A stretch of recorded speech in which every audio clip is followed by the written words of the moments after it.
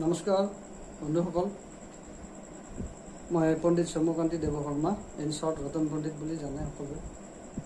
আপোনালোকৰ যথেষ্ট তাগিদা মৰম পাই এই নতুন এটা উদ্যোগ লৈছোঁ।